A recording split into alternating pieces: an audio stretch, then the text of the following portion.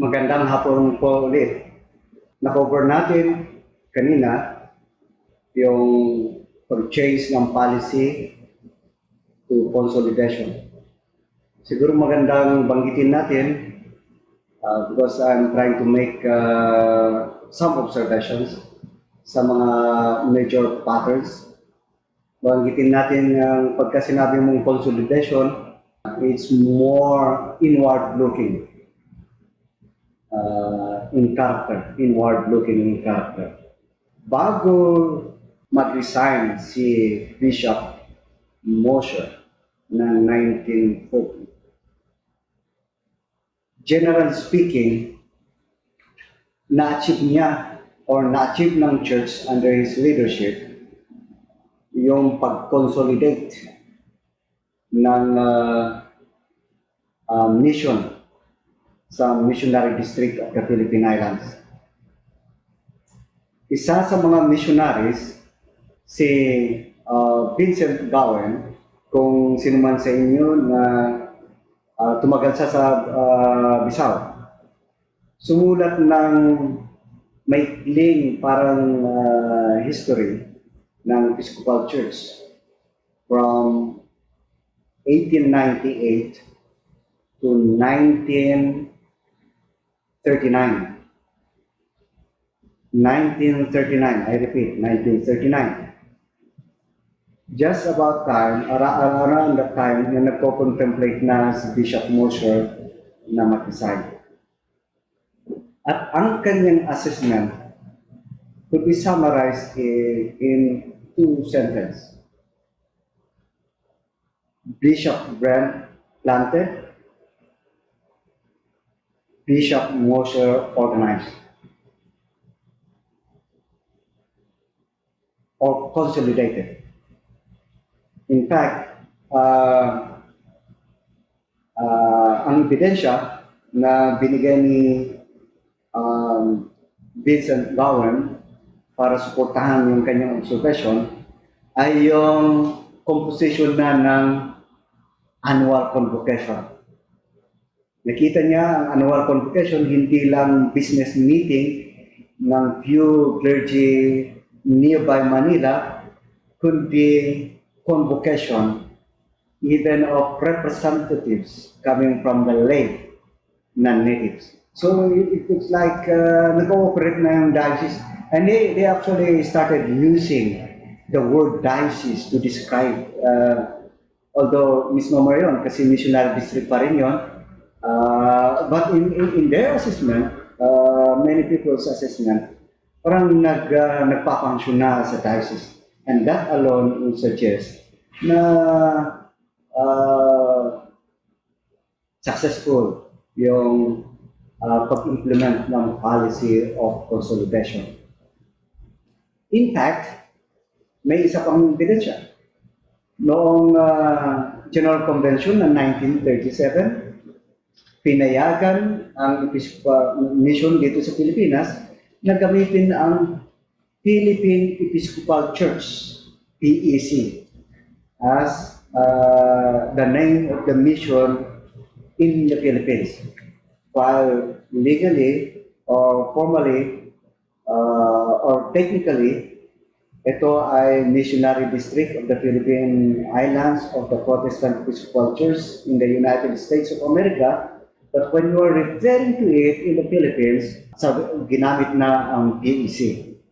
PEC was used until 1990 nang mapalitan ito ng ECP in the inauguration of a new autonomous province of the Anglican Communion here in the Philippines.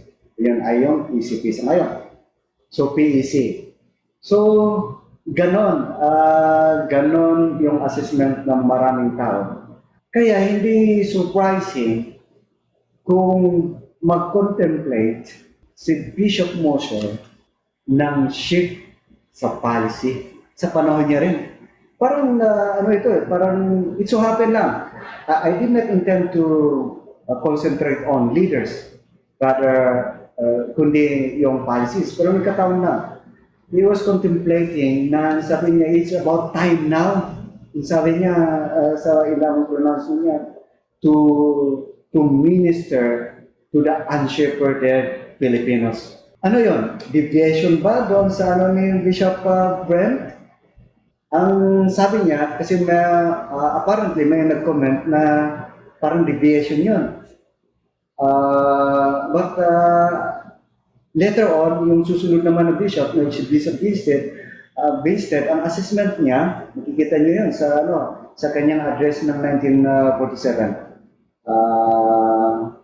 Ang assessment niya, no, it was not it was a deviation. But I would rather agree with Bishop Vincent na hindi naman talaga ganon ang policy ni Brent. He actually wanted to do mission also to the unshepherded. If only he had money, and if only there were no people in great need in the Philippines. Okay? Kasi ang keyword naman doon, unshepherded. So anyway, so yun yung ano niya, that means, okay na, tapos na tayong inward looking. Now we should try to think about expansion. That means outward looking.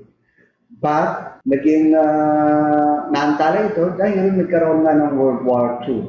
Naantala ito dahil nagkaroon ng World War II. So during the Second World War, many churches were used by Japanese as barracks. Baka mas marami pa kayong alam kaysa akin yan. Narinig ninyo sa mga kamag-anak, mga lolo, nagkwento about that, yung mga buhay pa sa panahon na yan. Meron nang nasulat ng memoirs, yung kay Alfred Griffith ng sa Balbalasan, yung kay Esperanza Sumebang. So magandang basahin ng mga yon na libro. You have a sense of what happened in the church during World War II. But I have here some observation that we need to consider in our study of ECP history. All foreign missionaries were gathered in internment camps.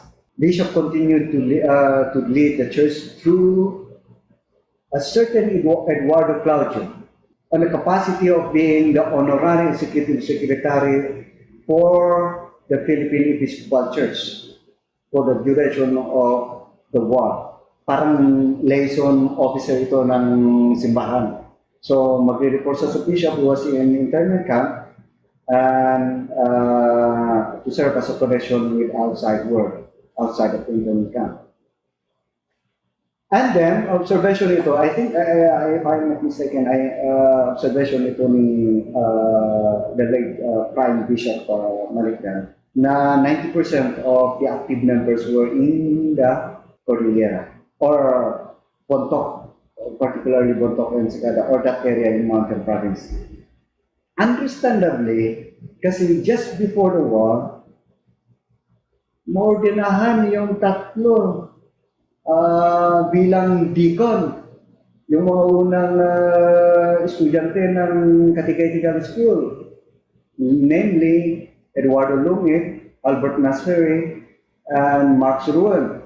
Lalo na, just immediately before talaga, ay naordinahan yung dalawa ng pagiging pare, sila Lungit at saka Albert Nasferry. And they continued serving the church in that area, Mountain Province. And that's the reason why maaaring posible na 90% ng naging active members ay nandoon sa area na yun. Kasi meron silang pare. So yun yung case ng sa world simbahan sa panahon ng World War II.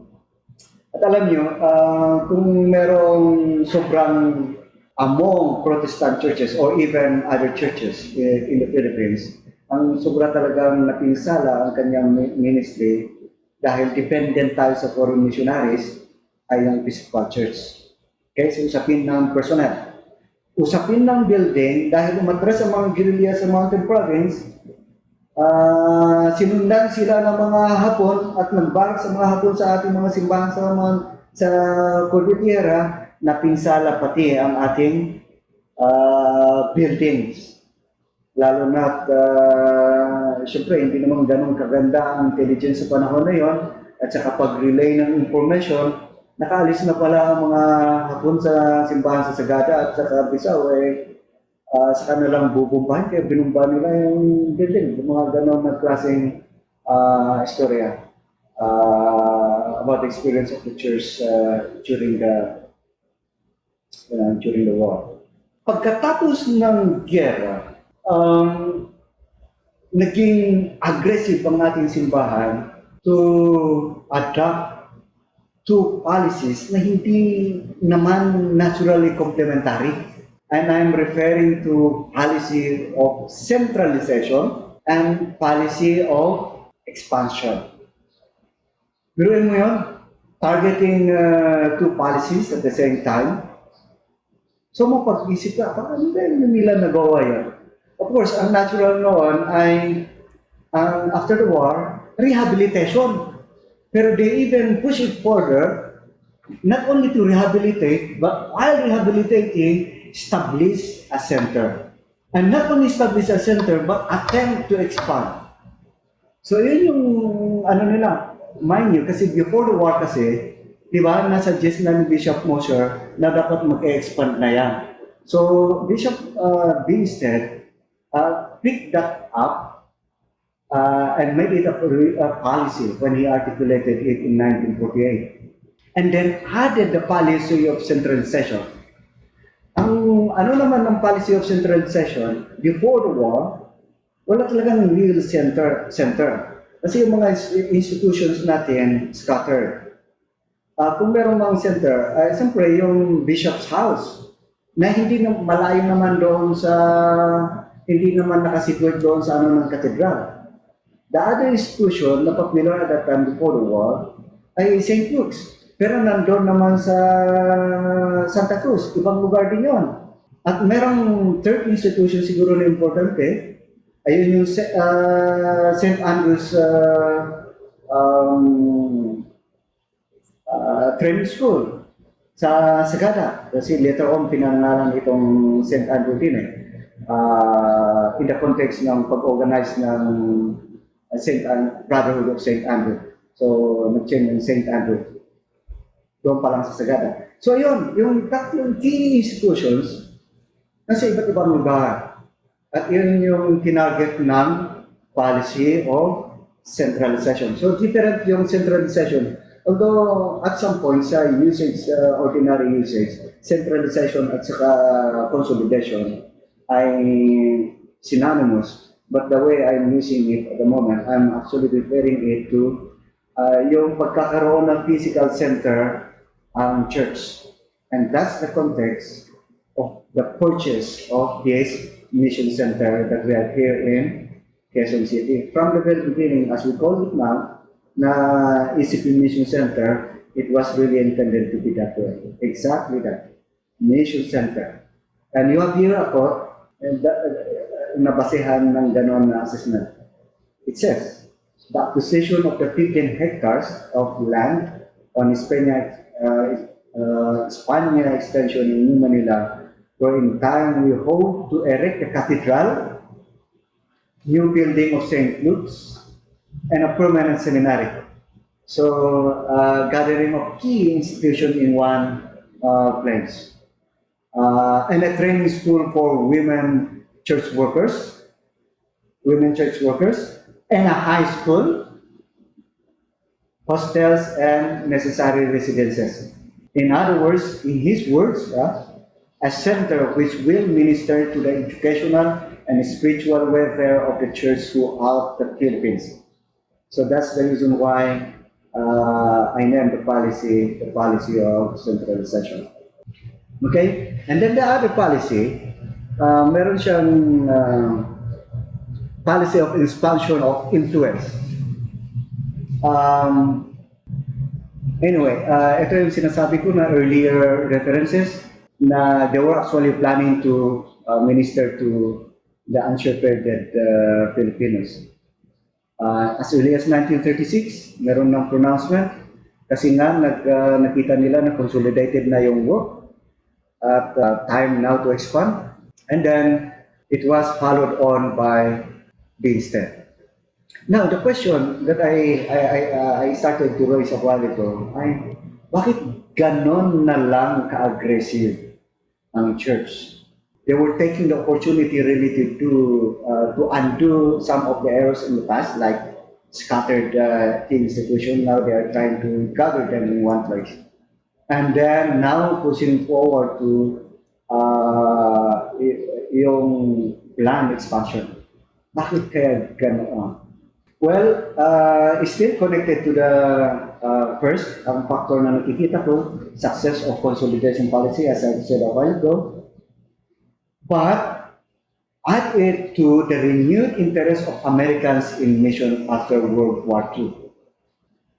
And then you should actually put these things together. Itong mga factors na yun, they are factors. When we talk about factors, they are always interrelated, generally speaking.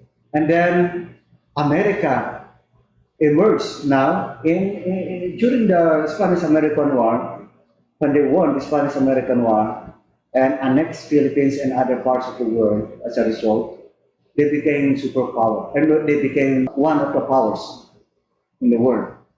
But after World War II, naging sila na yung superpower. And then of course connected na yung sa Cold War, communist and yung alliance ng mga democratic countries and then communist countries on the other hand. And then Philippine independence. Balikan ko yan. I think I have a quotation. Ito, yung tungkol sa expansion. Read this carefully. 1949. I am conscious of an urgent desire on the part of the clergy as well as the laity to expand the work, not only among non-Christian people, but among the tens of thousands of unchurched people in the islands, who for lack of adequate pastoral care are in danger of becoming victims of anti-Christian or pseudo-Christian forces.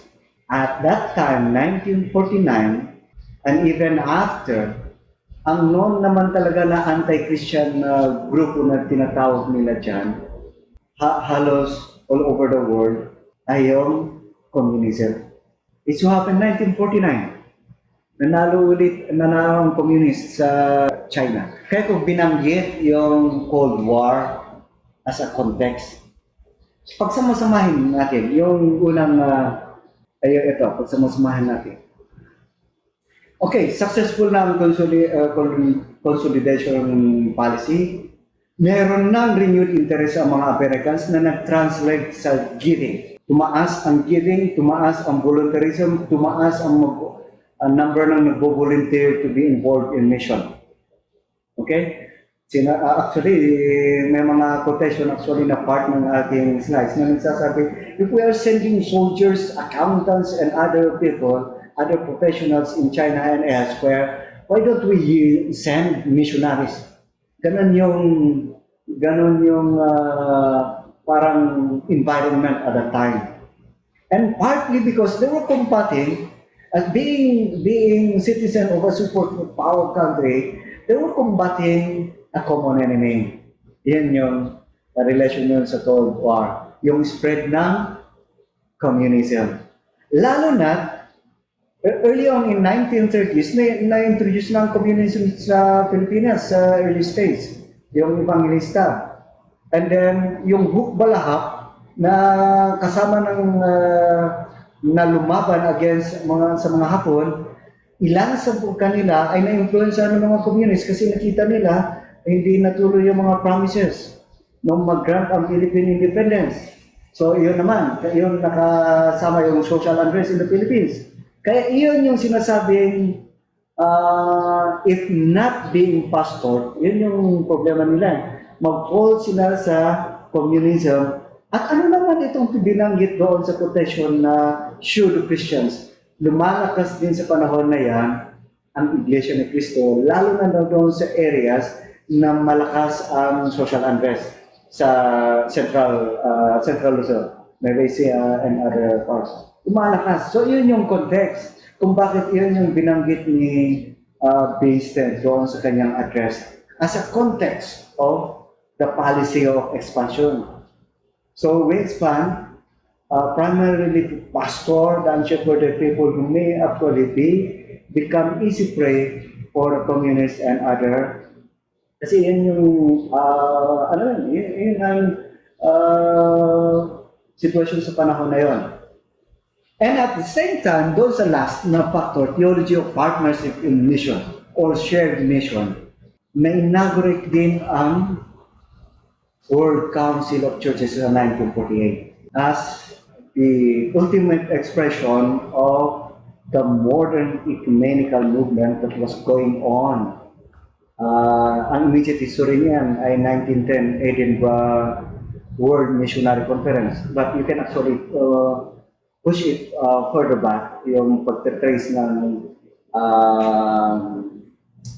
modern ecumenical movement. But what I'm trying to say is, hinug na, and they have already managed to articulate partnership in mission. I mean, ecumenical relationship for the purpose of mission. Exactly, noong nagbabadya yung war, ano naman, nakatunog ang IFI leadership na ang bagong bishop, ang bumalik kay Bishop Mosher, ay dating bishop ng Tokyo. Ito si Bishop Norman Binstead. So nagkonsulta sila sa kanya in preparation kung pagdating ng mga hapon. So what to do, how to relate with the Japanese, parang ganon. Early on in around 1940s, yung ganon klaseng consultation. Bakit ko binabanggit ito in the context ng pagkakaroon ng theology of partnership? Nagkataon na nag-open up na tayo sa ecumenical work, even partnership in mission, tapos ito lumapit muli ang IFI na matagal nang hindi na lumalapit dahil hindi pinansin ni Bishop early on. Itong IFI. So after the war, kinontinue nila yung pag-uusap, yung leadership ng PEC and IFI, PIC, in English lang yung Iglesia Filipina Independent, PIC, kaya ang relationship noon ay PICPEC. Ako yun ang baguhin ng kanyang spelling, PICPEC. PIC, PEC. Anyway, doon lalong nag-usap as early as bago dumating ng mga hapon, nung natapos naman yung war, tinuloy nila. Kaya doon ninyo maintindihan kung bakit ganun na lang kabilis na as early as 1947, noong mag-reopen ang St. Andrews, sa kanyang bagong pangalan na St. Andrews Theological Seminary dito sa Quezon City, tumanggap na ito na 3 seminarista ng IFI. Tumanggap na ito ng 3 seminarista ng IFI. Ito mga seminarista naman, dati nang nagpapasto, nagpapare. Kagaya din ng mga unang seminarista din dito sa Quezon City. Ito yung mga dati din seminarista, maraming nagtuloy na galing sa Sagada, tinuloy lang nila. Kaya tuloy, 1949, meron ng graduation. Anyway, binanggit ko iyon kasi later on, unintentionally, dahil sa demands ng work with people na dati na nagtatrabaho ng Episcopal Church, hindi rin totally nakayanan mag-expand talaga establishing churches in new areas. Nag-concentrate pa rin doon sa Cordillera at sa Mindanao. And then, unintentionally entrusted the lowland with a new partner, and that's the IFI. So, parang unintentional na gano'n ang nangyari. Kaya tuloy hanggang ngayon, nandun tayo sa Cordillera, nandun tayo sa Mindanao, at meron tayong mga diaspora communities na nakakalat sa buong Pilipinas, but primarily concentrated tayo sa Cordillera and Mindanao until now. Anyway, so yun, ulitin natin, naging aggressive silang course yung dalawang policy kasi meron ng pera, may interest, may pera, may missionaries, ripe ang situation, so they pursued the two. And the two policies intersected here in St. Andrew's Theological Seminary. So St. Andrews helped in the centralization and at the same time also helped in the expansion. Kahit na naturally dialectical ang kanilang relationship, tendency to pull each other to different direction because of St. Andrews, parang nagkaroon ng creative tension. Merong tension pero na-maintain and it was to the advantage of the church. That's the reason why among the three first institutions na may ano dito, naging mas lalong center, naging center, within the center ang seminary. Hindi yung cathedral, hindi yung St. Luke's, kundi yung seminary for a long time. So, maraming mga faktor kung bakit hindi nagganoon ngayon, kagaya ng mayroon ng 3 regional seminaries ang IFI, hindi na sila nagpapadala, hindi na rin natin maintain yung mission ang chapel seminary as a chapel missionary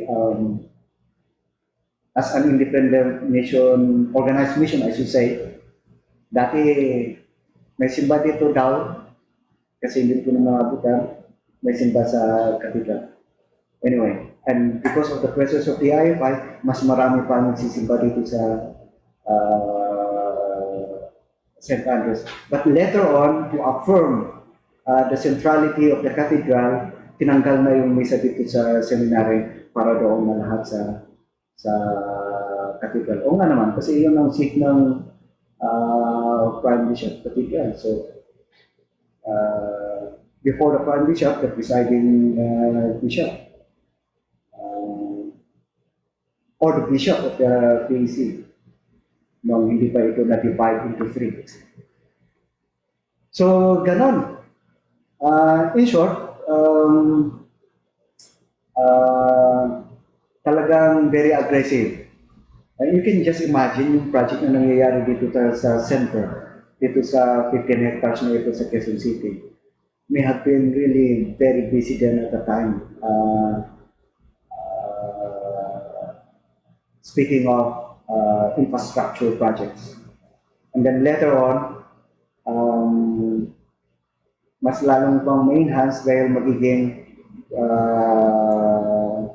puntahan din ng ecumenical gatherings noong mag-member tayo ng NCCP at mag-member ang St. Andrews sa iba't ibang consortiums that attracted many people from different tradition to this place. Kaya lang naging busy center itong ECP Mission Center. It's not like that today, but for some reasons that ganun yun.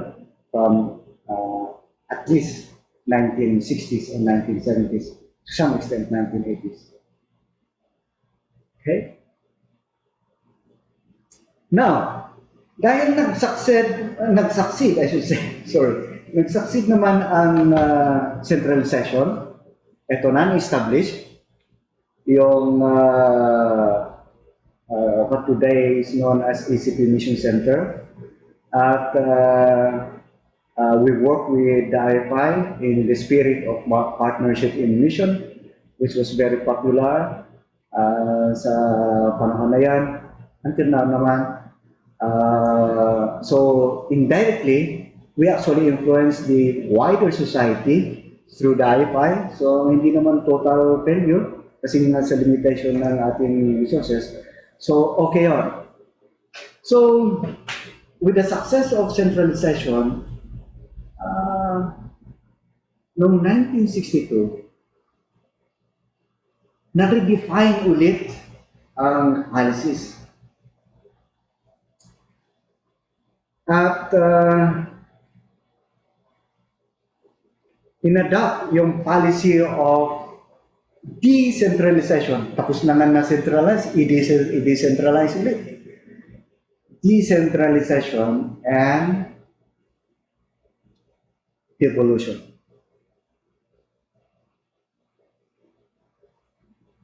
So, as I've said, balikan nyo lang itong dahil marami akong hindi pinakita. So anyway, parallel policies of devolution and decentralization. Are they not just one policy? Hindi naman, kasi you can actually treat each one as a standalone policy. And yet, dahil sabay sila, so you can, that's the reason why I call it parallel policies of devolution and decentralization. You know, they adopted this policy immediately after realizing na nag-establish na ang well-established na ang center, na inaugurate na ang cathedral, ginamit na ang cathedral. So 1962 kagad. And this is what you can see in the journal. We feel that the time has come when we must take steps that will lead to devolution and decentralization of our life, our organization, program, and work. We are too big to have 5 high schools. Alam niyo naman siguro, 5 high schools then at that time. 15 elementary schools, 3 hospitals,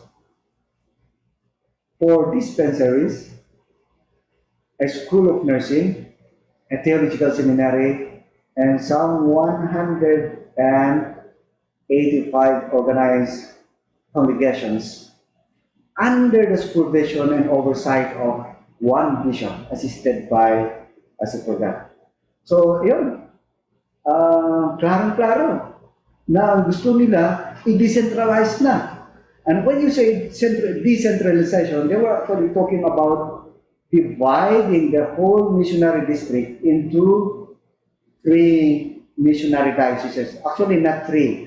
There was a time that they were actually contemplating of 5 archdeaconries, areas. Metro Manila, Metro Baguio, and North Mindanao, parang ganon. Sa North, 2. Kalinga area yan, ganon, 5. They were very, very optimistic about expanding by decentralizing para magkaroon ng regional expansion. So, yun. But when we say devolution, you are talking here really about devolving responsibilities or transferring responsibilities to Filipino counterparts. Meaning Philippinization of leadership. Philippinization of leadership. Sa panahon na yan, supragan na nung pinag-iisipan nila yan, supragan na si Kabanban. Pero sa ating polity kasi, ang supragan ay talagang limited lang sa pag-assist. So hindi naman talaga totoong nadi-devolve yung responsibility doon sa supragan. Kasi wala siya talagang halos walang decision making. So it makes sense that they were talking about devolution or Philippinization of leadership this time, even after they have already delegated some responsibilities to people like Kabanban earlier on. But anyway, yun ang ibig sabihin, devolution of responsibility to Filipinos. So yun yung dalawang policies. Ngayon, yung decentralization, medyo naantala. Hindi muna yun. Obviously, medyo mahirap naman talaga i-pursue two policies at the same time. So medyo ang pinagtuunan ay yung devolution. As early as, I think, okay, as early as,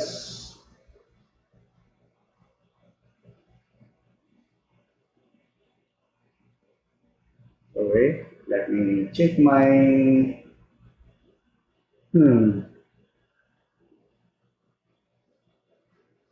okay. As early as, hindi ko nakalagay dyan, as early as 1965, nag-resign na si Bishop Ogilvy.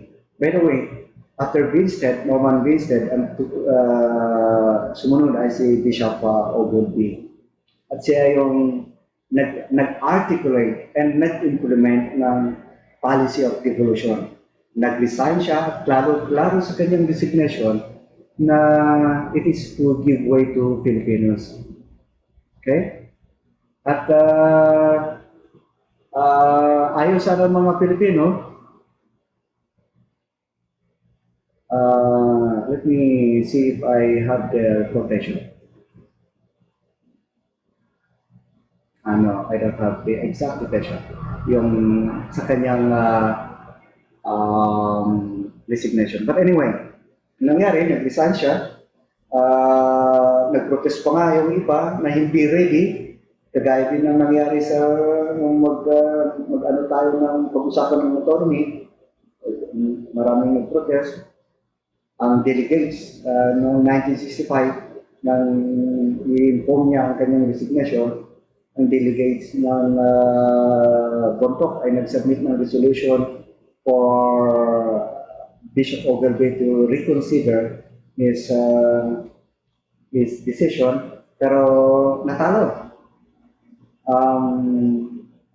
I think Islam, hindi naman, malaki rin yung 30-70 plus, something like that, yung vote against.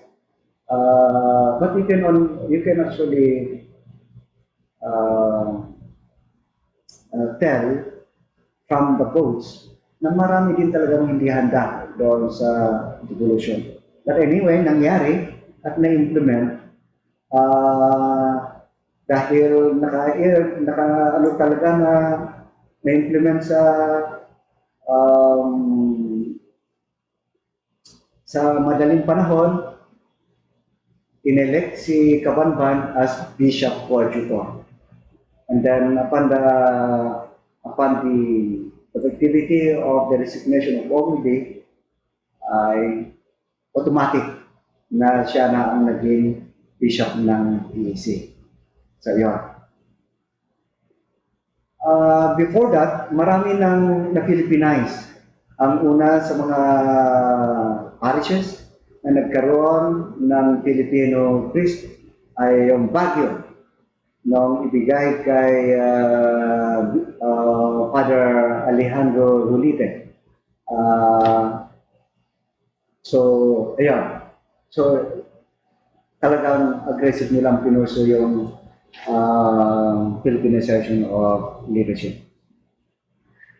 By the way, klaro din sa kanila, kagaya din ng intention nila nung establish nila ang catechetical school, they were thinking of pininyan talaga yan sa Anglican experience, Anglican polity, na prepare ang missionary district towards autonomy. So, yun. So, lumabas ulit yung katagang autonomy noong 1962 sa konteksto ng pag-adapt ng Filipinization of leadership. So, ang vision pa rin ay autonomy. Buti na lang naalala ko yun kasi yun yung pag-umpisahan natin sa usapin ng autonomy letter. Ano naman nangyari sa decentralization? Ayun, si Alejandro Rulite. Okay.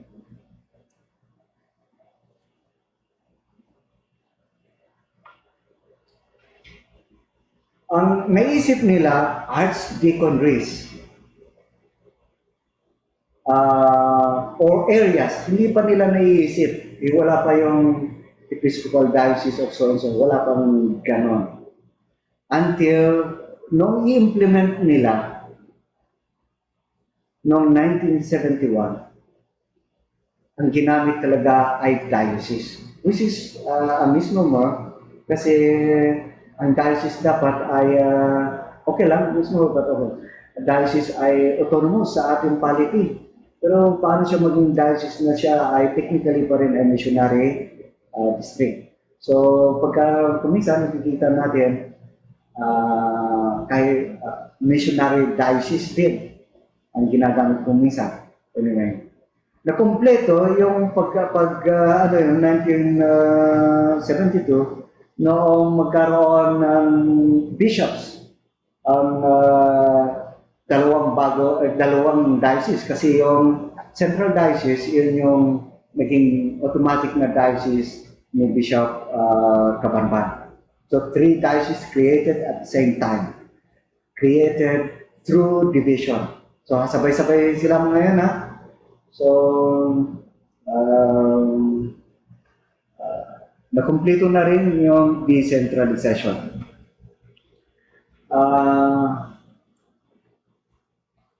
Tuloy, pagpasok ng 1980, ay ready na mag-usap tungkol sa autonomy.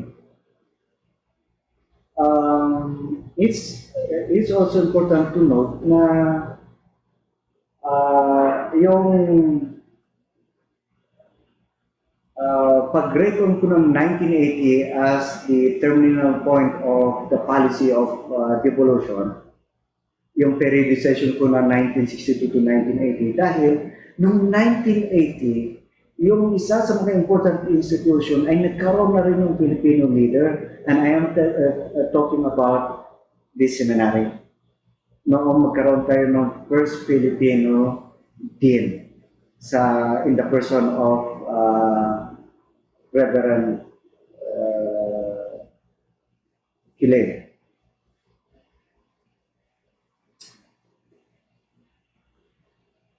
Okay. So, nangyari na.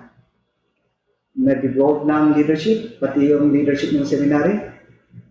I mean, na-transfer na from Americans to Filipino leaders.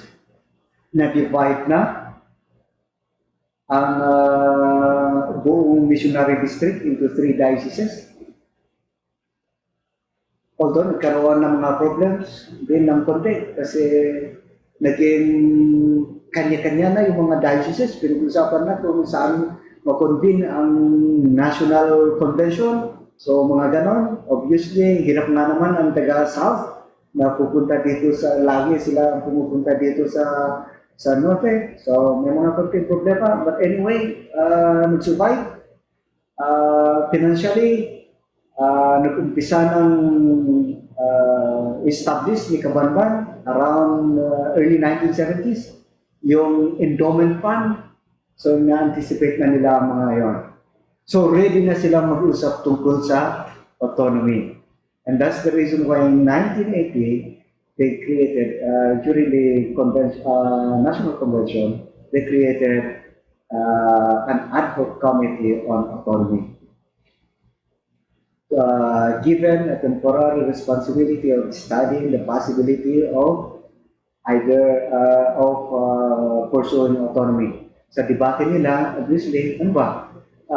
Should autonomy be granted, and therefore let's just wait for ICUSA din ang pangalan nun, binap nila yung thing, ICUSA to grant the autonomy, or should we work for it? Should we ask it and earn it? So, should it be granted or earned? So, siyempre, lumabas pa rin sa discussion na issue with us na, dahil we are being encouraged anyway by the mother church to pursue it, but we should also earn it. We should really show our interest na talaga gusto natin. Bakit ko ini-emphasize ito? Dahil marami din mga tao na ayaw talaga muna na mag-autonomous ang ECP at that time. And then, ayun, that 1980 ad hoc committee was elevated to become standing committee to lead the process towards autonomy. So yun. Now, siguro if there are people tempted to ask question why or what took 8, 10 years to gain autonomy kung yun pala in-encourage ng Mother Church at ginusto rin ng ilang mga Pilipino. Bakit umabot ng 10 years? Bakit nag-umpisa ang pag-usapan noong 1980 at natupad lang noong 1990? Well, ang isang factor dyan, nung nag-umpisa na tayo mag-usap ng autonomy, inassess ang readiness natin. At obviously, nakita na hindi pa tayo ready na manage ang ating resources. So, in fact, yun yung context na may nangyaring resignation at the time, nag-resign si Bishop Constancio Mangramas, partly related sa mga ganon. So una yon, isang factor kung bakit medyo na-delay. Pero another factor was hindi magkatugma ang scheduling ng PEC at ng ETUSA. Dahil triennial ang General Convention habang biennial ang National Convention ng PEC. So yun. So nagkataon na halos sabay noong 1984, 79, 82, so I should say, 1982, kaya medyo nag-progress ng konti, kaya lang magkakaroon tayo ng 1984, pero we still have to wait for 1985 General Convention. Nag-iisip ang 1985 General Convention, at lumalaga na tayo ng 1986 National Convention, pero we still have to wait for the 1988 General Convention. Kaya hindi nagja-jive yung schedule, kaya medyo na-delay.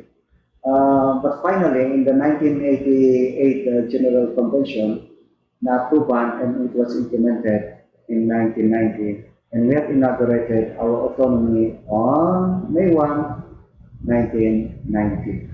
So yun naman yung ating journey towards constitutional autonomy.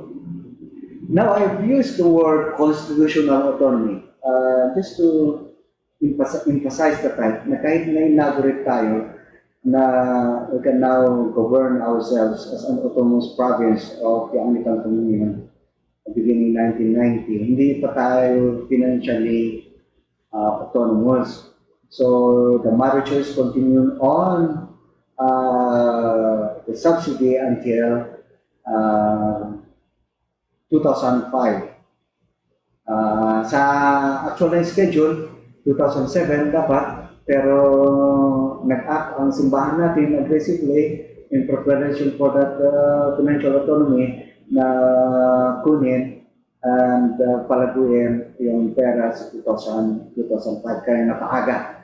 So I remember Bishop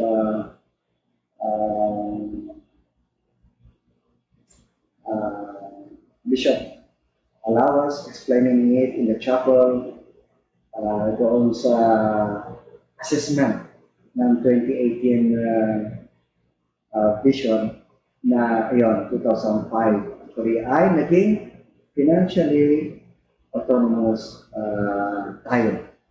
And then 2005 onward, particularly 2008, ang alam natin, siguro few comments lang, alam natin na nakikita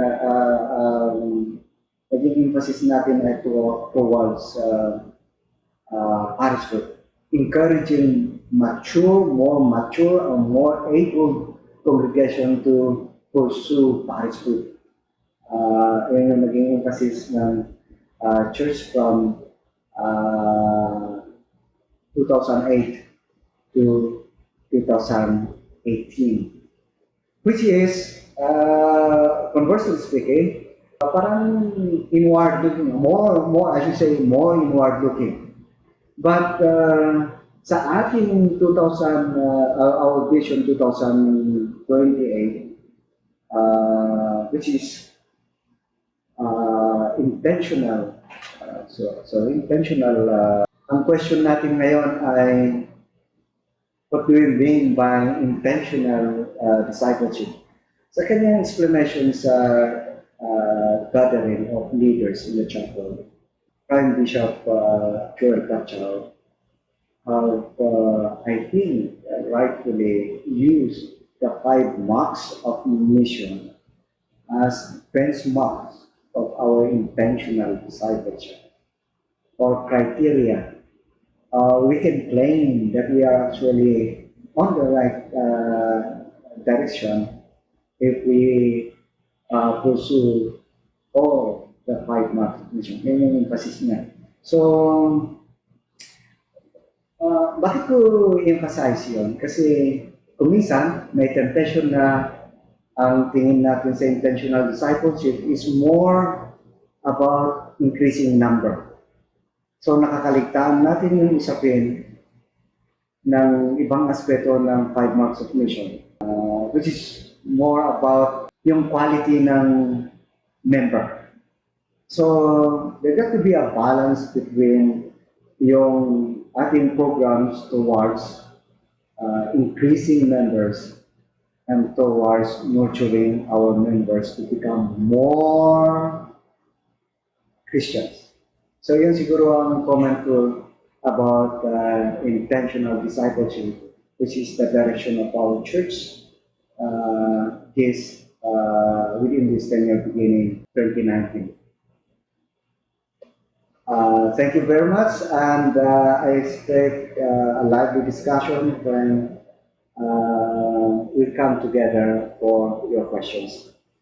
Thank you very much.